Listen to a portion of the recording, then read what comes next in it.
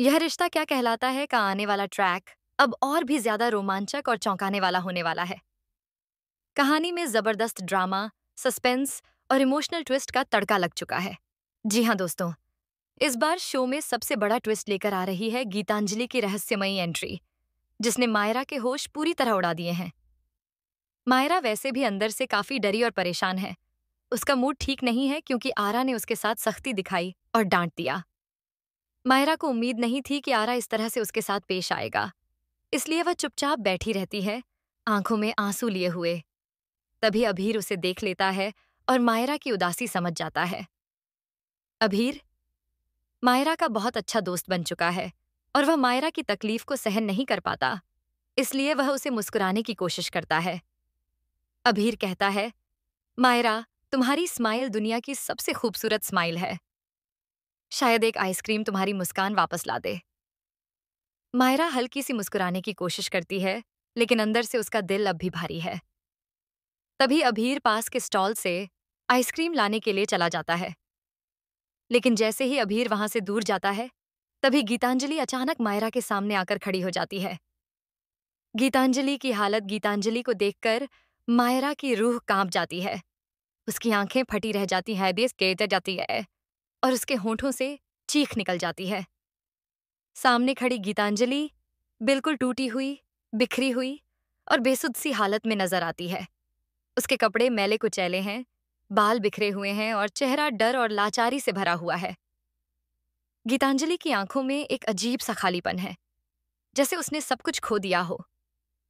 वह कांपते हुए स्वर में मायरा से कहती है, किसी को मत बताना, प्लीज मायरा, किसी को मत बताना कि तुमने मुझे देखा है। मायरा हैरान भी है और डरी हुई भी। उसके दिल में हजारों सवाल उठ रहे हैं। आखिर गीतांजलि यहां कैसे पहुंची? उसकी हालत ऐसी क्यों है? और वह सबसे छिपकर क्यों रहना चाहती है? गोयनका हाउस में टेंशन उधर, गोयनका हाउस में माहौल बिल्कुल अलग है। वहां दादू, अरमान और बाकी सारे परिवार वाले बेहद परेशान हैं। सब जगह गीतांजलि को ढूंढा जा रहा है, लेकिन उसका कोई अता पता नहीं है। हर कोई चिंतित है कि आखिर गीतांजलि कहाँ गायब हो गई है। अरमान की हालत और खराब है। वह बुरी तरह बेचैन हो चुका है। उसकी आंखों में सिर्फ एक ही सवाल है, क्या गीतांजलि हमारे हाथ से हमेशा के लिए निकल गई है? मायरा का राज इधर मायरा का दिल तेजी से धड़क रहा है। वह जानती है जीत सी बात है कि गीतांजलि को उसने अपनी आंखों से देखा है, लेकिन गीतांजलि ने उसे चुप रहने के लिए कहा है।